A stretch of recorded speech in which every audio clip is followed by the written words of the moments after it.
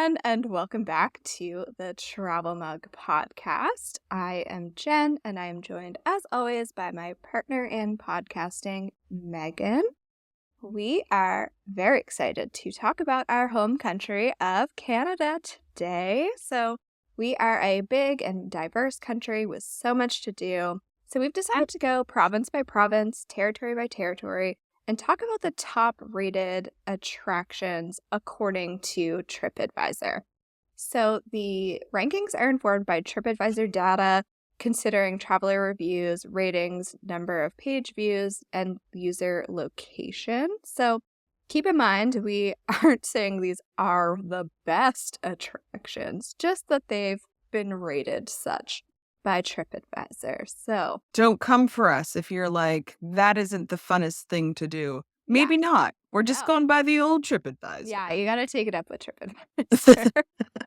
So we are going to start with our province of Nova Scotia, and we're going to head west and north. Sounds great. You kick us off, Jen. All right. So Nova Scotia is Canada's second smallest province, but there's still so much to do. Of course, we're obviously a bit biased because we live here, but having explored nearly every corner of this province, it is beautiful. So around 1 million people call Nova Scotia home, with nearly half of them living in the Halifax regional municipality. We have lots of historic sites, hiking trails, beaches, and restaurants, of course, because we definitely love food here. But the highest rated tourist attraction is Peggy's Cove Lighthouse, about an hour from Halifax. I'm not surprised by this at all. What about you, Megan? No, me either. I mean, it's one of my favorite places here, so I agree with the TripAdvisor, although it's one of many, but I'm not surprised it's highest rated. Yeah, so as the name suggests, it is obviously a lighthouse. But it is one of Nova Scotia's most recognizable landmarks and perhaps the most photographed lighthouse in Canada. I love how it says perhaps. Perhaps. I mean, how do you prove that? I guess I don't know, but we might as well just say it is perhaps. Perhaps. For legal reasons, we're not going to say it is. Allegedly. So the lighthouse itself was built in 1915. And it stands about almost 15 meters or 49 feet high. So it is built on these large granite rocks. So unfortunately, you can't go in the lighthouse anymore. It used to be a Canada Post outlet where you could send a postcard, but sadly that closed, I think back in 2009. So it's been a little while. But you can spend some time wandering around, taking in the beautiful ocean scenery. So unfortunately, we must warn you to be so careful when you visit and stay off of the black, wet rocks, as people have gotten seriously injured or died after being swept out to sea. So stay on the white, dry rocks, and then also spend some time in the village, Peggy's Cove. It's a nice little place to walk around.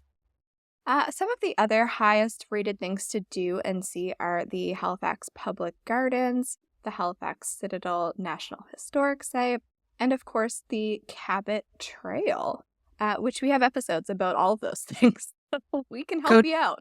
Go check those out. We definitely talk about all of Nova Scotia more in depth. And I think it's worth mentioning here too, that where you park to visit the rocks and the lighthouse at Peggy's Cove, there are facilities, so washroom, a gift shop, and there's also a seafood restaurant there. So if you do go hungry, those are some options. Plus down in the village, there's gift shops or like quaint Nova Scotia things to purchase. I think there's an ice cream shop. So there are definitely things happening there as well. Yeah. You don't have to just go and take your picture of the lighthouse and leave. Like, there's other stuff to do. Definitely. So we're going to move on to Newfoundland and Labrador. Now, this, of course, is our most eastern province. Am I saying that correctly? Northeast. So I would have to say. Yeah. Maybe some of Quebec is in there. But anyway, allegedly, it's our most eastern province. Now, did you catch how I say it? It's Newfoundland, not Newfound land. You don't need to pronounce all the syllables individually. Just run them all together. Yeah. So look, you've already learned something new. And another thing about Newfoundland and Labrador, did you know at one point in its history that this province was also its own country? I did know that. Right. Many of us did, but if you didn't, you're already learning in my first paragraph here. So, this is a breathtakingly beautiful province with people who are equally as amazing, literally, some of the nicest people you will ever meet. Nova Scotia is a super friendly province, and I think Newfoundland just sort of even steps it up another notch. With a population of around 546,000 people, it also has 29,000 kilometers or around 18,000 miles of coastline to explore, which helps make it a can't miss province. St. John's is the capital city with a population itself of about 114,000 people, and it is also home to the province's main airport, but not the only airport. There are other cities you can fly into in the province. There are so many small towns and villages dotted throughout the province to visit. And if you do intend to drive, understand it will be worth it, but it's going to be a lot of driving. Now, the highest rated attraction of the province is Signal Hill. It is a national historic site overlooking the St. John's Harbor, with its highest point being Ladies Lookout at 167 meters or 548 feet. It was site of the final battle of the 7 Years' War in 1762. Today, it looks a little different with its visitors center to help guide you during your visit. And the visitor center is open during tourist season, which I'm really going to guess for St. John's is probably like late spring to maybe fallish maximum. You can enjoy 8 looped trails on Signal Hill with informative outdoor displays as you hike and beautiful scenery all around. And there are guided walking tours available. People usually spend around 1 to 3 hours there, and there is a fee to visit. Adults $9, seniors $7.50, and youth are free. Now, of course, lots more to do in the province, and some other popular tourist attractions are the Mine and Tour Museum, Grossmore National Park. I've not been, but everyone raves about it that's ever been there that I've ever talked to, and the pictures are breathtaking. Cape Spear Lighthouse and the Rooms, which consists of art and history museums. Have you ever been, Jen? I have not. And it's one of those things where it's like, it's so close. You'd think that we would just go, but we haven't been yet. But I feel like planning a trip to Newfoundland, there's a lot of components that you have to think about. And, like we mentioned, Gross Moor is like really far away from St. John's. Like, it's really hard to kind of do both of those in one trip. You really need to kind of pick one side or the other if you only have a week, right? Yeah, If you've got multiple weeks, then you can drive across the province. you're good to go. But it's big province, Yeah, it's a lot of logistics. Ferry, plane. Do I rent a car? Do I take my own? Is it gonna be windy? Will the ferry not run? Like, there's a lot of things to consider, which I think visitors to Newfoundland and Labrador should also consider when they're making their plans as well, and sort of, suss that out in advance of what could happen. I've only ever been to St. John, so I've not explored outside the main city. I was literally there for work and got to see a bit of things. So I've got a lot more Newfoundland and Labrador exploring to do myself. Yeah. So now what's up next? All right, let's go to Prince Edward Island, or PEI. I'm so excited to talk about PEI. We visited last year over Thanksgiving weekend, and despite being cold and wet and very, very windy, it was one of my favorite memories from last year. So PEI is Canada's smallest province, known for red sand beaches, seafood, and, of course, Anne of Green Gables. So if you drive to PEI from New Brunswick, you'll drive over the Confederation Bridge, which is the world's longest bridge that spans ice-covered waters at 12.9 kilometers or 8 miles. It feels long when you're on it. It feels even longer than 12.9 kilometers. You're like, will this end? Yeah, it doesn't feel like it's going to. The vibe on PEI is pretty laid back. It's a really great place to go and enjoy nature. And fun fact, I read that PEI is Canada's #1 golf destination. I had no idea, but they have 30 golf courses on the island. For an island that size, that seems like a lot of golf courses. It does, yeah. I can see why it's #1. It's because you're just golfing. They're You go everywhere. there, take your clubs. That's all Yeah. you can do. So, as for the highest rated attraction, that of course goes to Green Gables Heritage Place in Cavendish. in a typical year, over 200,000 people visit Green Gables to immerse themselves in the world of L.M. Montgomery, of course, the author of Anne of Green Gables. So start your visit at the Visitors Center, where you can learn about L.M. Montgomery's life and writings and the ongoing cultural impact of Anne of Green Gables. And then visit Green Gables, which is an original farmhouse. It belonged to the McNeil family, who were cousins of the author L.M. Montgomery. So we visited there in October. We finished our trip by walking through the famed Haunted Wood Trail and then Lover's Lane. So even if you aren't like huge Anne fans, it's still a really great place to visit. And other highly rated things to do in PEI are the Confederation Center for the Arts, Cavendish Beach, and Prince Edward Island National Park. Excellent. Mm-hmm. Now we are going to stay in Atlantic Canada, and we are going to talk about New Brunswick. Oh, New Brunswick, you get such a bad rap. Yeah. We're trying to change that, like We one are. podcast episode at a time. We're fighting for you, New Brunswick. It really is lovely. So I'm excited to talk about a province that we fell in love with during the pandemic and have continued to visit ever since. New Brunswick, of course, is located on Canada's east coast along with the rest of us, and it has two official languages, French and English. The approximate population of the province is around 857,000 people, and it is nestled into the Bay of Fundy, amongst other bays. The Bay of Fundy is just most known. Yeah. And of course, there you can see the highest tides, which has produced a beautiful and unique coastline. New Brunswick is connected to Nova Scotia by land, and like Jen just mentioned, to Prince Edward Island by the Confederation Bridge. You can easily get to Maine from New Brunswick and vice versa through a variety of border crossings, so come visit. New Brunswick's culture is highly influenced by Irish, Scottish, Acadian, and Indigenous populations, and it is a top destination for natural beauty, outdoor activities, and cultural experiences.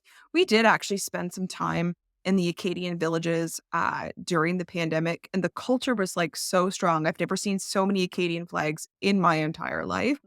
And to visit New Brunswick properly, I of course have to mention you need to get off the highway or you will literally miss everything. Yeah, for sure. New Brunswick is not its highway. The most highly rated thing to do or visit in New Brunswick, according to TripAdvisor, is Hopewell Rocks. Now, again, I kind of have to agree with this. I've never seen, of course, everything there is to offer in New Brunswick, but Hopewell Rocks is located in a provincial park, which is about 35 minutes south of Moncton. You can visit from May to September, and per adult, you can expect to pay nearly 16 Canadian to visit.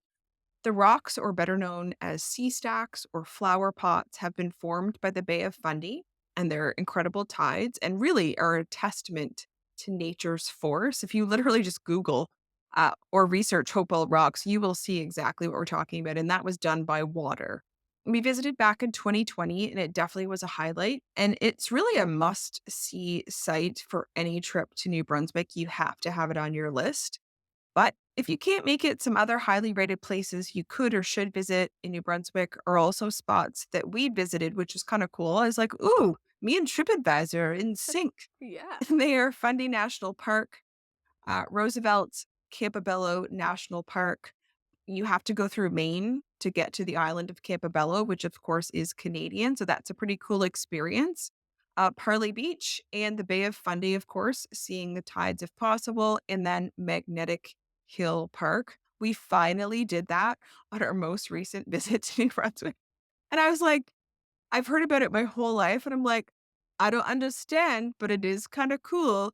And I just went with it. You know, you roll with Magnetic Hill. Yeah, literally, you roll with it. Literally, exactly. Oh, good one, Jen. Good. Yeah, yeah. Yeah, I haven't done Magnetic Hill since I was a kid, but it is, I mean, it's one of those things that like every person visiting New Brunswick, I feel like should do it. Because like, why not? Yes. Yeah, and if you don't know what Magnetic Hill is, give that a little research as well, and you'll be like, really? Yeah. And it is. It's true. I don't know how it happens. All right, where are we off to next? All right, let's move on to Quebec. So Quebec, as many will know, is Canada's only francophone majority province. 82% of the province speak French as their first language, and 47% of the population speak French only, according to the 2021 census, which I thought was really interesting. Speaking like 47% only speaking French.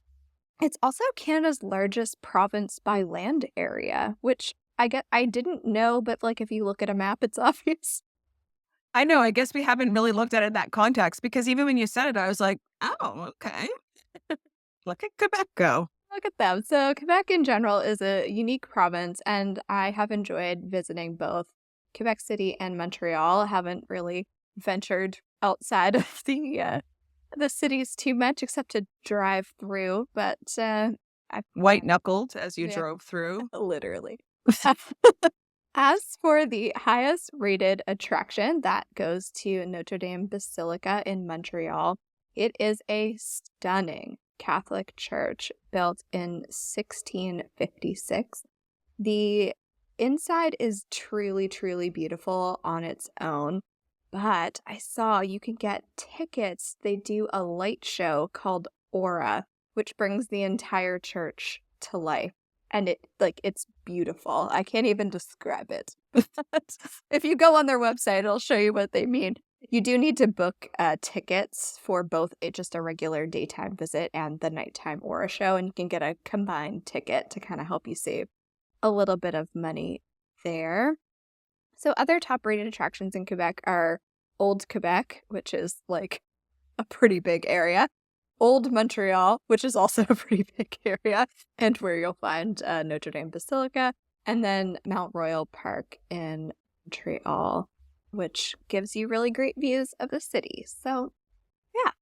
Yes, I enjoy Quebec as well. It's a little intimidating in some ways, I find, especially like I know you know more French than me and I can get by, but it's still like you're still like, oh, I feel like I was back in grade 12, just making sure I use the correct French. But people are still, they understand as long as Yeah. you try a little. And yeah, I was just in Montreal in October and I had a great time. So, I made a mistake today, sort of, where I watched a couple of videos in French on my Instagram, and now Instagram's like, "Oh, you're French." So like all of my suggested posts are in French, and I'm like, "Okay, I mean, my reading comprehension is pretty good." Like, but my I guess I need to work on my listening skills, and Instagram is making me do it.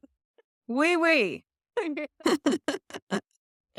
Excellent. Well, do let us know how that algorithm goes for Yeah. you. So let's move on and talk about Ontario. So, Canada's most popular destination for newcomers is Ontario. It is also our most populous province with around 13,650,000 people. And it is also our most southern province in the country. Now, Ontario borders Manitoba and Quebec. To consider the sheer size of Ontario, which I don't think people comprehend or really think about a lot, to drive across the province of Ontario, one province, it would take you 24 hours nonstop. It is. It's ridiculous. I never want to do that. I mean, maybe at some point in my life when we're retired, we'll drive across this country, but like that sounds insane to me and like torturous. But like also, what? So consider that for a moment. Like, it's just, I don't know. It was one of those statistics. And I know that I've heard it before, but when I was like researching, I was like, oh, right. It's really big. It's so big. It's so big. Ontario is made up of many cities, of course, including the capital of Canada, Ottawa. Obviously, there's also Toronto, Hamilton, Kitchener, just to name a few. And the top rated attraction in Ontario will likely also come as no surprise, and that is Niagara Falls. Are you shocked by this one? No.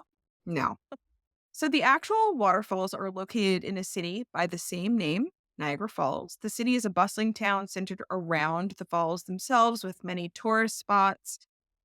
It borderline at some area looks a little like, I don't know, too touristy. Kitschy. I would call It's it kitschy. Yeah. yeah, that's one word for it. Yes, but the ability to see like the falls up close is unlike anything else, and you can do it via elevator. I think they actually go back and down the falls and back of the falls. There's look-off points and there's boat tours, and there's also the Skyline Tower, which can also give you a view of the falls. Niagara Falls is connected to the US in the city of Niagara Falls via the Rainbow Bridge, and not that Rainbow Bridge. It's just that's what the bridge is called. It is touristy for sure, but it's worth a visit as it is a sight to behold. And I am forever glad that I've been able to get there twice. Like, it really is extraordinary. It's beautiful. Yes. Other popular attractions in Ontario, and there are many, the CN Tower in Toronto, St. Lawrence Market, Casa Loma, Toronto Island Park. I was there in 2007 for like a festival concert. Had a really great time. It's also really convenient to fly in there if you're able to do that as well. And of course, there's Parliament Hill and buildings connected to that, which are located in our capital, Ottawa. Yeah. All right. So Manitoba is next, and we've officially entered the Prairie Provinces. And I haven't been to this one either, so I got to add it to my list. There So you go. Manitoba is pretty much the middle of Canada, right in the middle. So it features a widely varied landscape. There's the Arctic tundra and the Hudson Bay coastline in the north to dense boreal forest, large freshwater lakes, and prairie grassland in the central and southern regions. Honestly, if you're looking to explore the outdoors, like Manitoba is a great place to do that. As we mentioned a few episodes ago in our Coolcations episode, Churchill is one of the best places to see the Northern Lights, so that's an option. But the top-rated attraction goes to the Canadian Museum for Human Rights in Winnipeg. So the museum offers 10 core galleries on 7 floors, so make sure you have plenty of time to take it all in. The Canadian Museum for Human Rights is the first museum solely dedicated to the evolution, celebration, and future of human rights. So core galleries include what are human rights, Indigenous perspectives, exhibits on residential schools and the forced relocation of the Inuit, protecting human rights in Canada, and inspiring change. So honestly, it sounds like a museum that we should all visit. It does indeed. Yeah. So other top-rated attractions in Manitoba include the Leo Mole Sculpture Garden, the Assiniboine Park, and the Royal Canadian Mint, all of which are also in Winnipeg. Excellent. Well, moving on from Manitoba, we are going to head to Saskatchewan. So Saskatchewan is bordered by Alberta, Manitoba, and in the north by the Northwest Territories. The population of Saskatchewan is approximately 1.23 million people. Its provincial flower is the Western red lily. I knew you'd wonder. Yeah. And its provincial slogan is "From many people's strength." Summers here aren't long, but they are usually warm and dry, with the height of summer being, of course, July and August. And they have really cold winters. That much you can bank on. Saskatchewan officially joined Canada as a province in 1905, although the land was settled, of course, many years before, as was our entire country by our Indigenous peoples. It is very agriculture oriented, where you can really get away from it all, and they are known as well for their friendly people, parks, history, and outdoor activities. I really think, honestly, we could talk about Canada and say just go outdoors. Yeah. I mean, that's true. Yeah. The most popular attraction in the province of Saskatchewan is Stonehall Castle. So it is located in the city of Regina. It is Canada's only medieval style castle. So it was built by a real estate magnate, Francis Nicholson Darke, originally from humble beginnings on Prince Edward Island. And he built it for his wife, who was frightened by a cyclone that swept through Regina in 1912. She was scared, so he was like, let me build you a castle. Amazing. I know. The castle was constructed of limestone, of course, to keep his wife safe. It's a very sturdy stone. And she did live there until her passing in the mid 1960s. It has since been purchased for a private home. It was refurbished and repaired, and now it is open to the public for visits to see its grandeur. Now, the tour lasts 1.5 hours, and it is not cheap, I will say. It's $40 for seniors, $50 for adults for 1.5 hours. 35 for youth, and 25 for kids under 12. So make sure you really want to see the castle. Other notable things to do in Saskatchewan, the tunnels of Moose Jaw. I didn't look that up, so it sounds interesting though. Saskatchewan Forestry Farm, Park and Zoo, and the Royal Canadian Mounted Police Heritage Center. Mm, interesting. Well, I didn't know we had a medieval style castle, and now I do. It's the only one in the whole country. Pass it on. Yeah. All right. So let's talk about Alberta, which is Canada's fastest growing province. Many people are moving to Alberta. So, Alberta has long been known for its natural beauty, stunning landscapes, and being home to the largest deposits of oil and natural gas in Canada. It's a beautiful province, so much to do, especially if you like hiking and the outdoors. Yes. we love the outdoors. So, the Banff Gondola is the highest rated tourist attraction in Alberta, of course, located in Banff. You can take an 8-minute ride to the summit of Sulphur Mountain in the heart of the Canadian Rockies, and you are rewarded with stunning views of 6 different mountain ranges. You can visit the highest Starbucks in Canada. Ooh. I know. Walk the boardwalk and visit the Banff Interpretive Center. I did this in 2006. And I was surprised to read that it was 8 minutes because it felt like a lifetime. And I literally kissed the ground after I got off the gondola. Now, did something happen on the gondola ride, or you're just not a fan of the gondola? I'm not afraid. I'm afraid of heights, I guess. Oh. And we were in a, you could either do at that time, this was 2006, I don't know what it's like now. You could get in an enclosed gondola, or you could get in like a ski lift, ski chair type gondola. I got in the enclosed gondola. I think it was me and my dad and maybe 2 other people. And it did stop halfway up for whatever reason. And then they often do. And you're just swinging. And you're just out there hanging out. I did not have a good time. Okay. Well, do keep this in mind if you go to Switzerland or Austria, because there's thousands of gondolas here and there. I mean, maybe it'll be different now that I'm not 16, but you've grown. It was scary. So, other top-rated attractions include Moraine Lake and Peyto Lake, both within Banff National Park.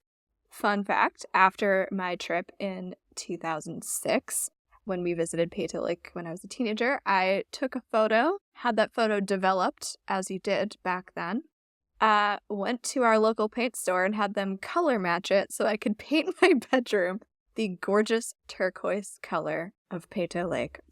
Wow, it really left an impression on you. I was pretty convinced I was going to move to Canmore, Alberta, when I was done being a kid. There's still time. There's still time. I'm still a kid, right? Please don't ever stop being a kid.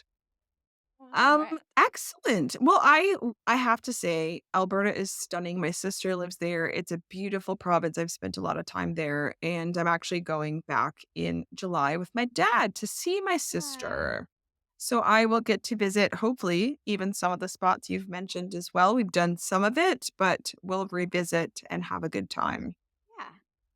Let's move on to British Columbia. So we have finally made it to Canada's westernmost province. That is undeniable. Now, BC really does have it all, including the Rocky Mountains, the Pacific Ocean, beautiful forests, lakes, and beaches. Again, go outdoors. And natural beauty is honestly, in my opinion, sort of the theme of this country. And BC is no different. It has a large fishing industry as well. And they do farming and agriculture, plus, of course, vineyards there in BC. BC became a province in Canada in July of 1871 officially, and it was the 6th province to join our beautiful country. The capital of British Columbia is not Vancouver, it is Victoria, which again will likely surprise a lot of people. I've been to Victoria with my dad back in the day. It was beautiful. It's the only place I've been in BC. But I had a great time, and I hope to definitely explore more of BC in the future. The population of BC is around 5.7 million, and it is our 3rd most populous province. It's a beautiful place to visit year-round. They've like I said earlier, they've got it all because summer, I mean, of course. But in the winter, there's great skiing. I do want to mention the last few years have been tough in terms of wildfires in British Columbia, and this unfortunately expects to be an ongoing problem. So always be safe and aware when you're visiting, especially if there are active fires. Now, the most notable attraction, according to TripAdvisor for BC, is Stanley Park, which is located in downtown Vancouver. So, Stanley Park is a beautiful green space in an urban setting. It's one of the largest urban parks in the world. It consists of 400 hectare of a West Coast rainforest, beautiful trees and forests, mountain views, plus Stanley Park's famous seawall. And some other notable attractions in British Columbia, in case you're interested, are Granville Island, Butchart Gardens, Capilano Suspension Bridge Park, and Inner Harbor. Lots to do. Yes, yes, definitely. All right, let's head north. Now, BC is the most western province, but technically, the Yukon goes more western. Territory, thankfully. So I'm Territory. not being proven wrong here. Yeah, just wanted to point that out. Where do I even live? I don't know. We actually live closer to Europe than we do That to is BC. true. Please excuse our mild ignorance. Or mine, I guess I should. I'm really excited to talk with the Yukon because I am going there in just a few months. I'm going there in May, and I can't wait to see it for myself. So the Yukon is the smallest of Canada's 3 territories, and moose far outnumber humans. So there you go. Right. There are about 65,000 to 70,000 moose and 45,000 people. There's a statistic for you. Additionally, the Yukon is home to the second tallest peak in North America. Mount Logan in Kluane National Park is at 19,551 feet, or 5,959 meters. Wow. So, the Yukon Wildlife Preserve is just outside Whitehorse and is the top-rated attraction where you can see 12 plus iconic Yukon species such as moose, elk, Arctic fox, and wood bison in large natural landscapes. They are a non-profit charitable organization, plus the facility includes the Wildlife Research and Rehabilitation Center, where injured wild animals are cared for by specialists, and they work to release healthy, capable animals back to the wild. I'm not 100% sure if I'll get to visit when I go. It's hard to fit everything in. It wasn't initially on my list, but now I'm having like a little bit of FOMO now that TripAdvisor has told me it's the highest rated attraction. Well, it sounds amazing. I would be there in a heartbeat. I hope you get to go. I know it's hard to like narrow stuff down though. Yeah. So Miles Canyon and Emerald Lake, both close to Whitehorse, are other top-rated attractions in the Yukon, and I can't wait to tell you what I get up to in May. I'm very excited for you. I've never been to a territory. This is my first one as well. Yeah. So that's very, very exciting. Yeah.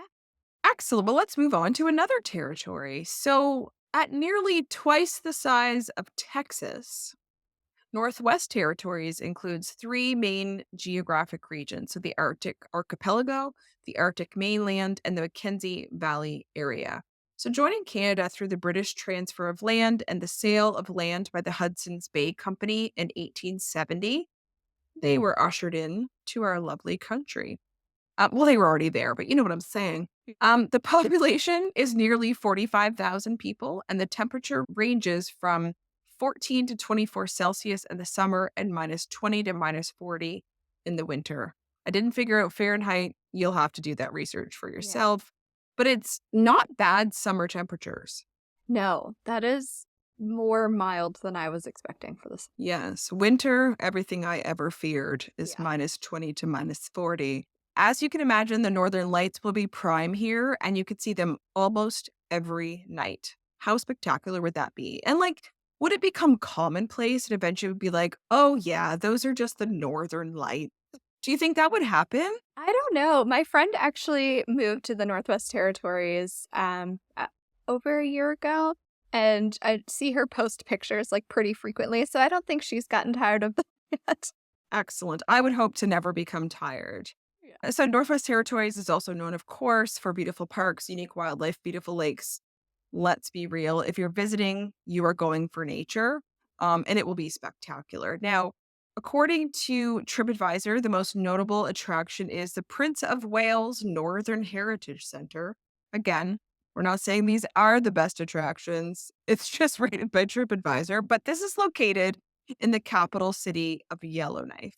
So, like its name states, this center is the provincial government's museum and archives. It holds a large collection of objects that represent, which of course are very important, the peoples and culture of the oh my gosh, of the Northwest Territories. They have exhibits and attractions and opportunities to learn. It is very culturally important to the province. So to visit, please check the website for hours, and admission is free. Yay. We love that. Free. Yes. Other notable attractions are Old Town, Bush's Pilot Monument, the Arctic Ocean sign. People get their picture taken with Oh, it. yeah, that makes sense. And the Wood Buffalo National Park. Yeah. Fun. I would also like to, I mean, I want to visit all of the provinces. I know, me too. That's something I want to check off, for my lifetime. But once my friend moved there and started posting pictures, I was like, okay. This is Right? beautiful. Yeah. All right. So, last but certainly not least is Nunavut. Nunavut is a large territory that spans much of the Canadian Arctic. In fact, it is the biggest territory, and it's bigger than Quebec, technically. So, Province versus territory. It's a whole thing. And it's also the youngest. So Nunavut became its own territory on April 1st, 1999, which, like, Megan and I remember this happening. Yeah, exactly. Yeah. Really wasn't that long ago. So another fun fact is Nunavut is only accessible by air and sea. There are no roads that lead to Nunavut. There are, of course, roads between places in Nunavut. But sometimes the only way to get from place to place in Nunavut is to hop on a plane. Sometimes a snowmobile. It doesn't make Newfoundland and Labrador sound so logistically crazy anymore. That's true. Right? Yeah. So the Unikarvik Visitor Center in the capital city of Nunavut is the top-rated attraction. So it serves as the regional information center where you can go and have them help you plan your trip or learn about the destinations that you're traveling to in the territory. They also have many beautiful displays of Inuit art, artifacts, and dioramas of Arctic life. And then Baffin Island and Sylvia Grinnell Territorial Park are other highly rated attractions. Excellent. What a rundown. What a country. What a country. I tell you. Well, that is it for this week's episode. We are so proud of Canada and everything we stand for, and we really hope that you come for a visit. We would love to see you. But in the meantime, you can find us on social media, including Facebook, YouTube, and Instagram at Travel Mug Podcast, our website at travelmugpodcast.com. And if you would like to support what we are doing here, you can do so through the Buy Me a Coffee link in our bio. Every little bit helps these days. But in the meantime, safe travels and bye.